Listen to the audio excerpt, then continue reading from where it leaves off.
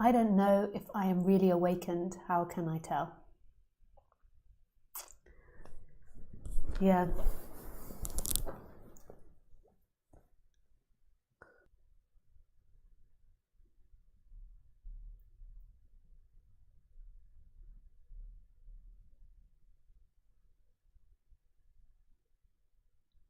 So before I answer that, I am just going to speak a little bit about what non-duality is.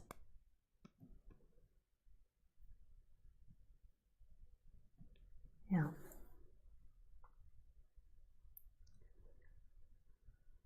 And what awakening is to me.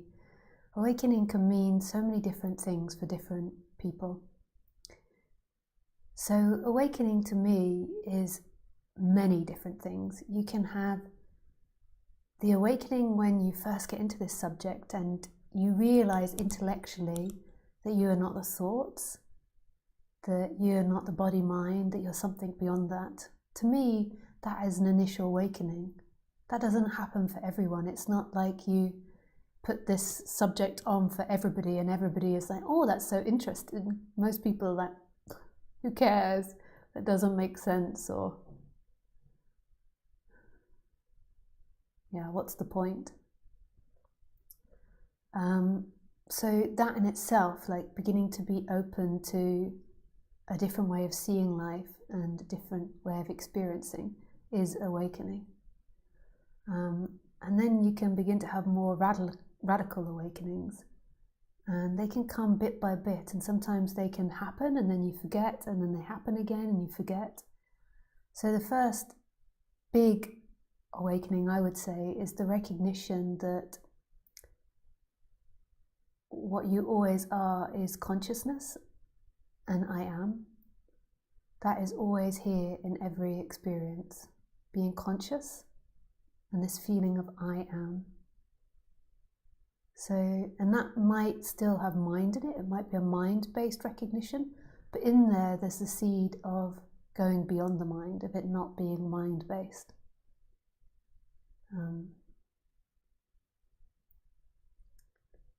Yeah.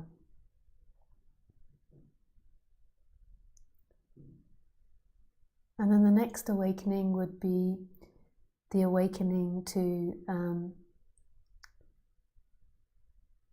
or the energetic awakening, where you begin to go beyond personal consciousness or the personal sense of I am, and more towards the big consciousness and the big I am, which is beingness. So you are going beyond it being personal in any way. There is no longer a conscious of, an awareness of.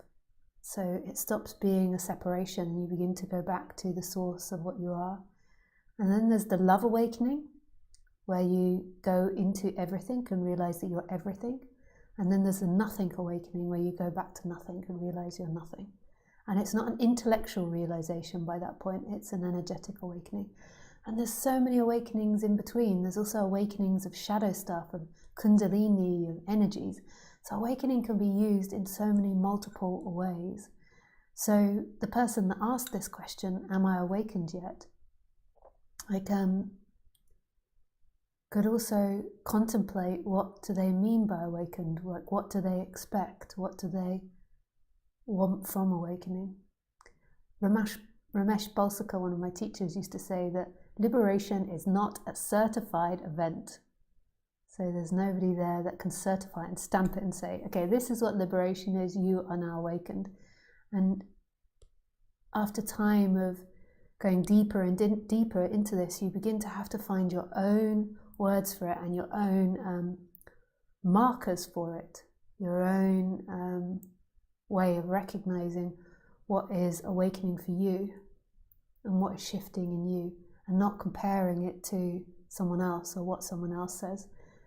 Yeah, sometimes as a speaker, you hear people coming to you and you can recognize their language, that they've been listening to particular teachers.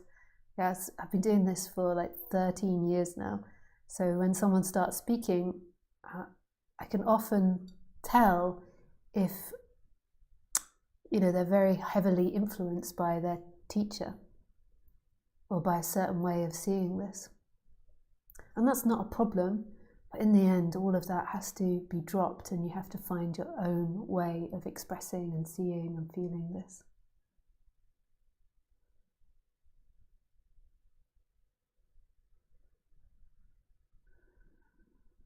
So what about for me? How did I realize I was awakened, or what did I discern as my awakening? So in my story, I come from very low self-esteem. Had severe dyslexia in childhood, and also was the youngest in the family. And as the youngest in the family, you're always compared to everybody else. So it's like if you play a game, you're always kind of the loser because you're the youngest in the family. It's the curse of being the youngest in the family. There's also many brilliant parts about being the youngest, but you can never keep up with everybody else. But also I think because of the dyslexia, and then having to go to school for like 13 years or something, there was very low self-esteem here. So there used to be ego defense, where I would want to be better than other people and want to know more than other people and want to be more enlightened than other people. So it was this ego defense where, I secretly thought I had the best teachers or knew more than others. But when it came to awakenings, by grace, I never really registered them. I just didn't believe in myself enough that they had any importance. And because teachers always sort of told you to not think or give any credence to your awakenings, I was like, okay, I won't, so I didn't. And these awakenings would happen, and I didn't really recognize them as awakenings until I had this big shift. And for me, what I determined as awakening was when it was this feeling like my sense of I am and my empty looking, my consciousness, felt like it merged into everything. And then there was like everything and nothing. And it was really shocking and a really big experience. It totally changed the energetic feeling of being alive and the energetic feeling of who was experiencing. And so because I had this big experience where for other people it's more subtle and more gradual, maybe it's harder to sort of see this boundary of before and after. Whereas because mine was so strong, like there was this sense of this shift. So it wasn't like I was thinking to myself, oh, I'm awakened now, or I'm enlightened now. But there was a knowing that something had really changed, and that the experience was fundamentally different. And I felt loads of love for people, and a lot of my old seeking patterns had become very thin or disappeared completely. Not all my traumas and all my habits and my karma, but a lot shifted in that instant. And I don't know if that's a good thing or a bad thing, but it was like after that, there was an absolute confidence in the experience. There was no question about anything. No,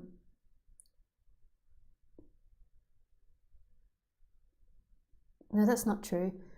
There was questions about some things. Whenever you say anything, it's always too far if you say anything absolute. So there was some questions about some things because, again, of my low self-esteem. I remember another teacher confronting me about certain things and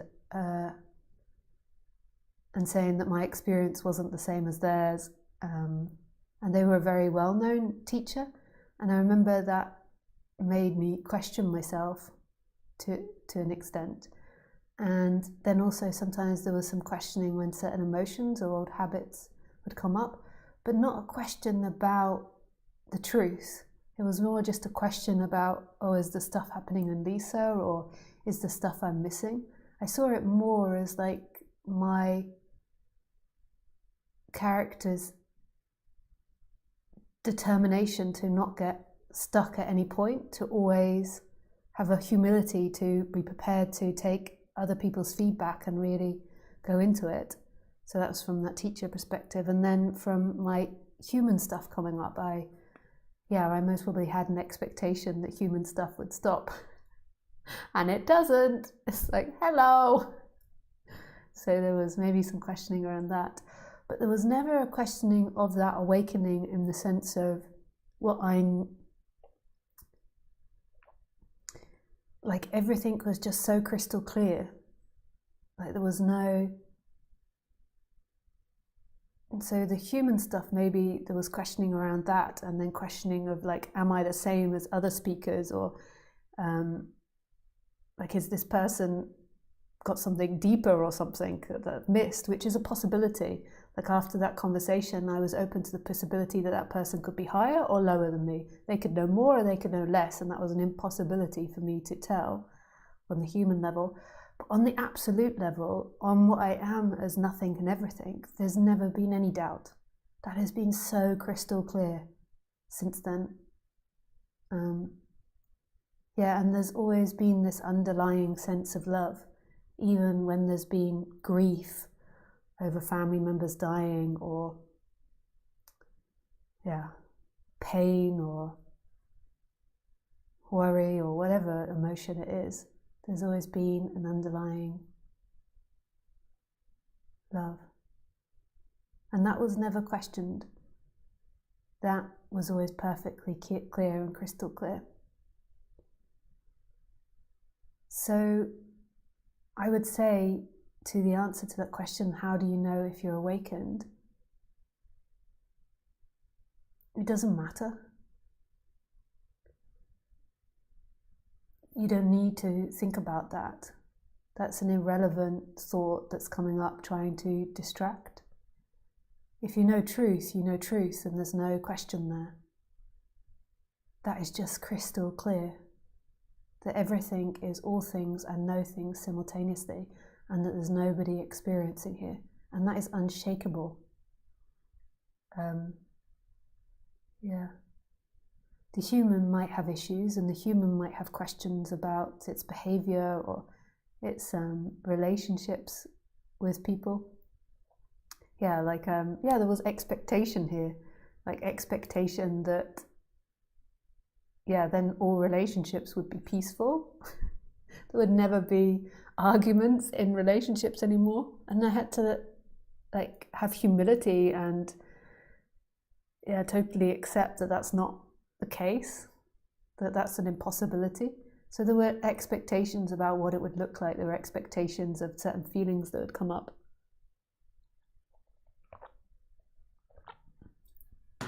That they wouldn't come up or something.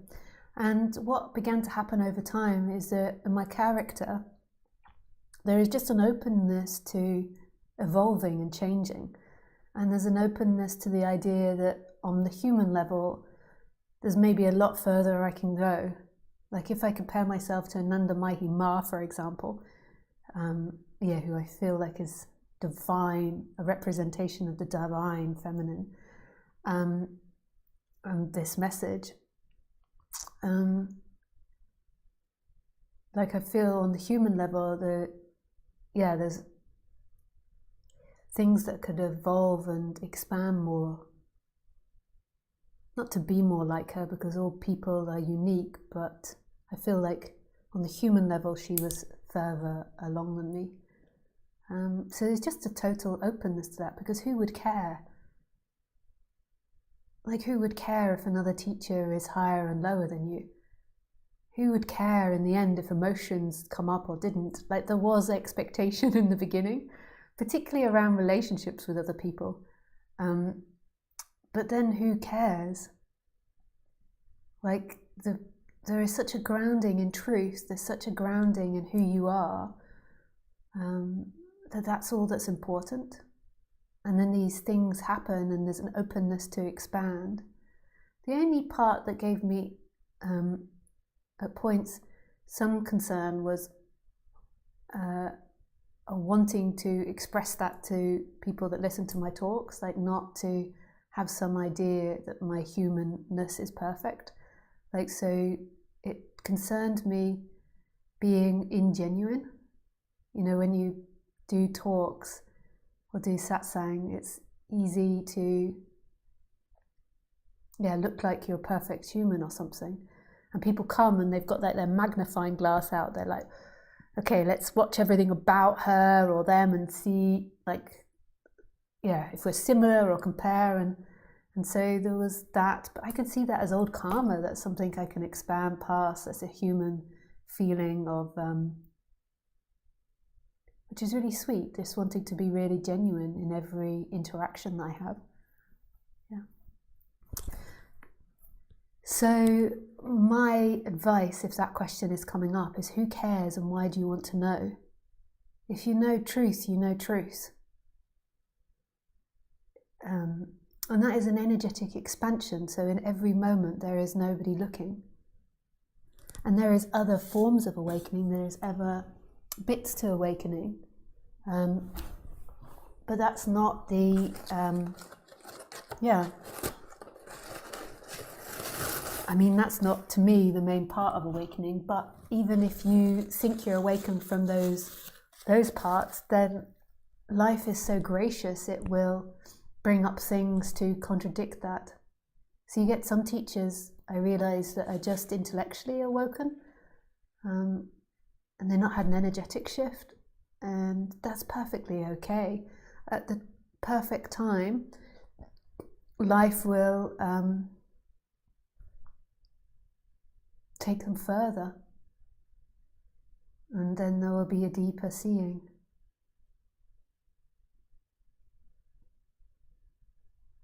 And for the audience, if you're totally focused on your inward journey, then you can't have a false guru. So if you're worried, like, oh, I'm going to someone that's not properly awakened or not awakened as this person, like, that doesn't matter. If you're really genuine in yourself, then everything that is outside of you will reflect and point to that freedom inwards, and will reflect everything that's not true.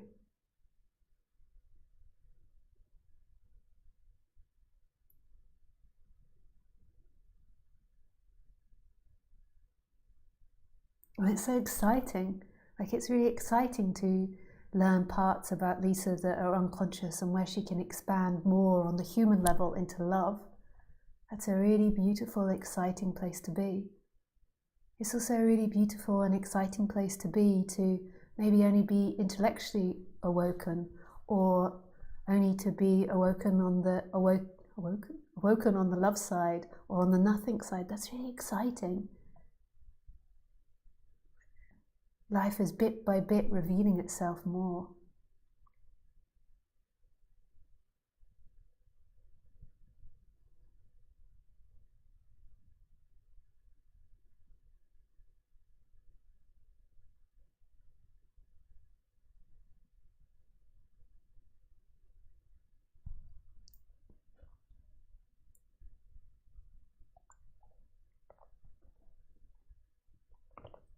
And there's different elements that need to be learned. Like, there's the intellectual side of this that needs to be learned. And then there's the energetic, loving side that needs to be learned. There's the shadow stuff that needs to be learned. There's the nothing stuff that needs to be learned. And so really life is in perfect balance. You know, you've got all these different teachers that focus on these different areas.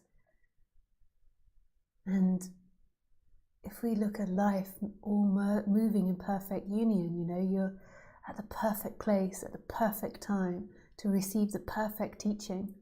And if you want to call yourself awakened and you're not awakened, life will so perfectly humble you to see that.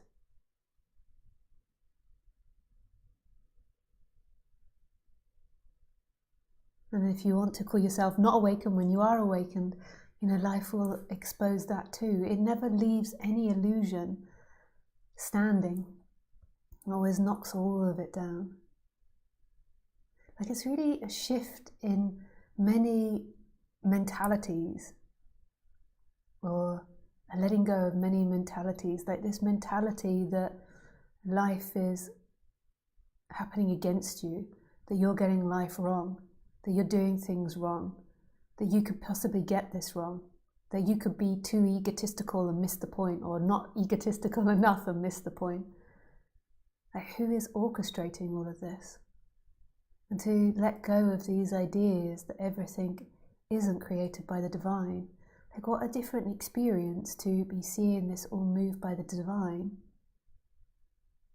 rather than all being moved by accident and you're kind of making mistakes and you should have done this and you should have done that.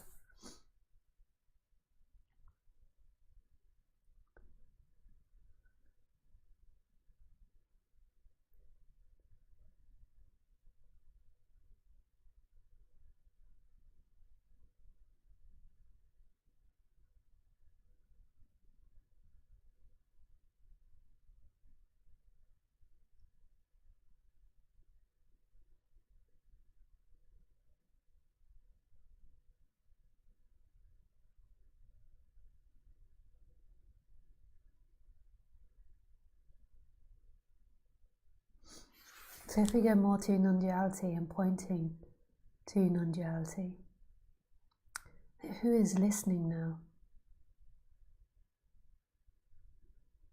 Who is listening to this talk? The mind says me, and I've made many mistakes in my life and I should have done many things better. Or I'm suffering now, or I'm having a bad time. But is that actually who's experiencing me? Is that person that has all these thoughts and these ideas actually what's experiencing now?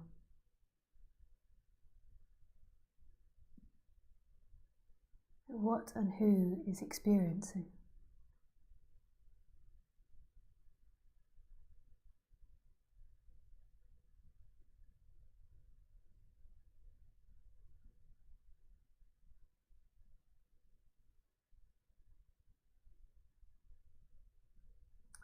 So the character has this ideas about whether it's awoken or not awoken, and then who is experiencing that?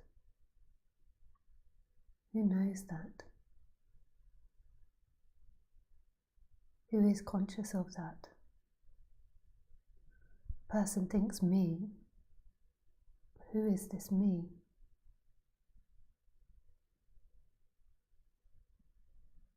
Can that you ever be experiencing? The you comes and goes. What is always here in every experience is perception, consciousness, and the sense I am. Everything else is transitory. The story of you, the story of your awakening, the story that you're going to awaken, the idea that there is somebody there that could awaken or might not awaken.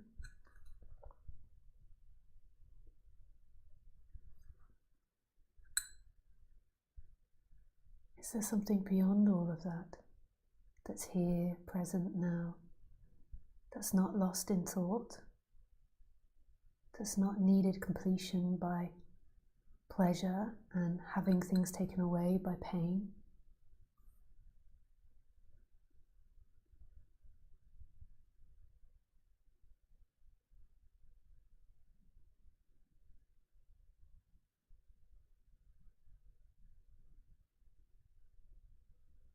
And is it that really, ultimately, everybody is awakened?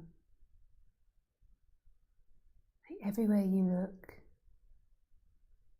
everywhere you go, is that one consciousness?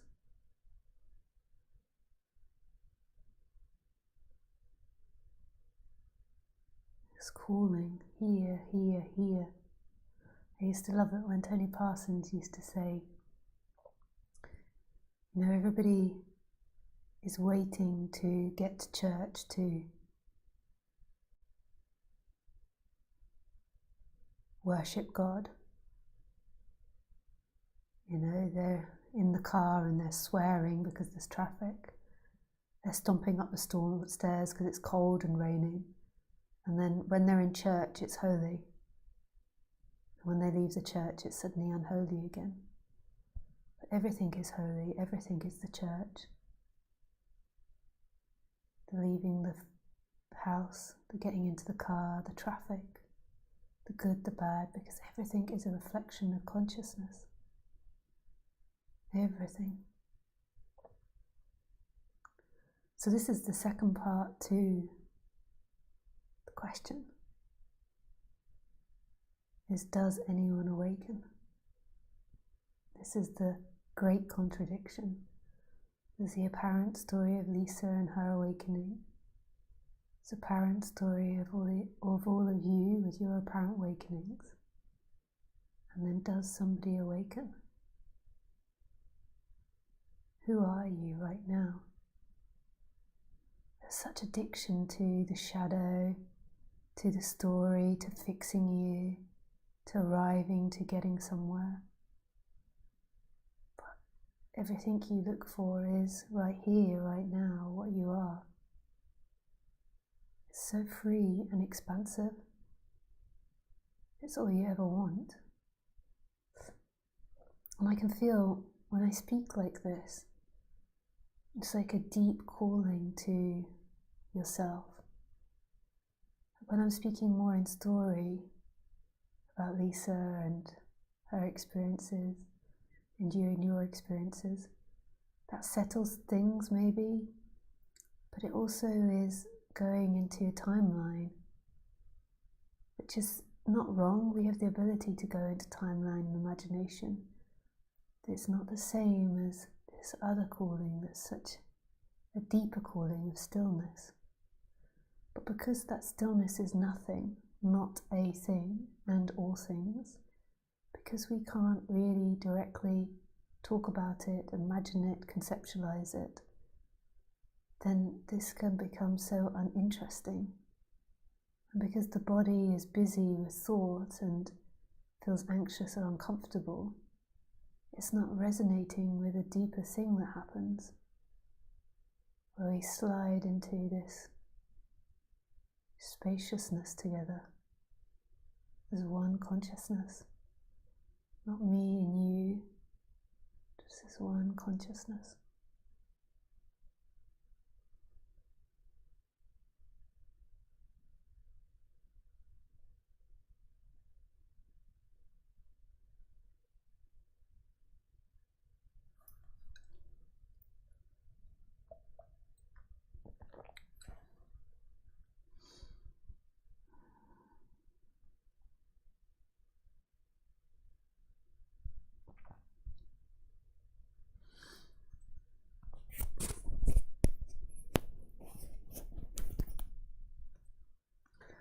So free and alive. It's all you've ever wanted. So empty and expansive.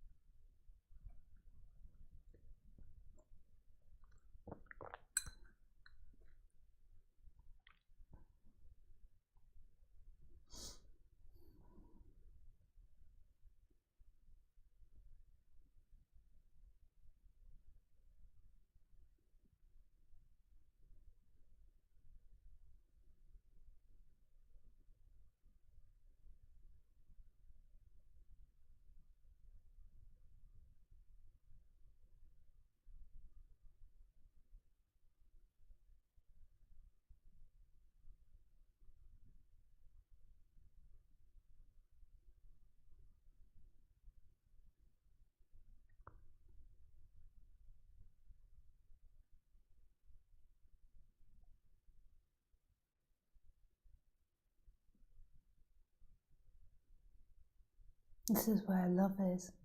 This is where home is. Right here, right now. Right here, right now.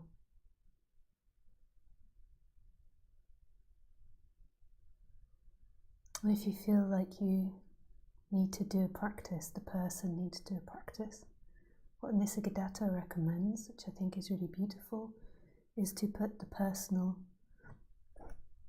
awareness, which he would call consciousness, but I would call personal awareness, into the feeling of I am. So what he means by consciousness, and what I mean by personal awareness, is the focus. So the ability to focus your attention on your knee, on your nose, on the computer, on my voice. So put the focus into the I am. But know that that focus is personalized consciousness. It's not the big consciousness. Big consciousness does not focus. Something knows that there is focusing happening. The personal consciousness is still part of the mind, but you use it as like a slide into the big consciousness. It's like you go in, and then you topple over to the other side.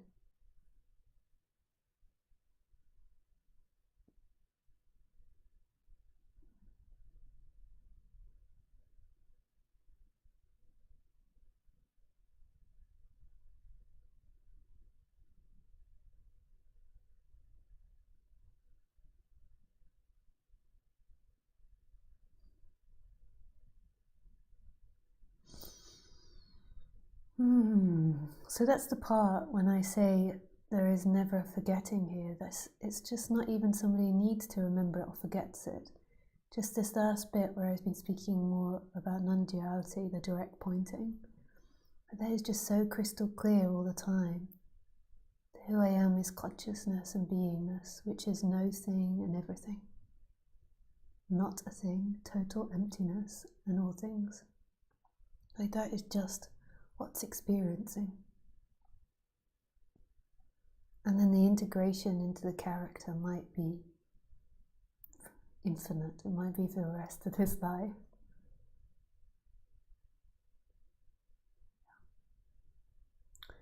Okay, so open it up to questions. You're very welcome to put up your hand in Zoom. You're very welcome to write a question in Telegram. You can also write questions in Zoom as well. And if you speak to me, your video won't go online, but your audio will go online.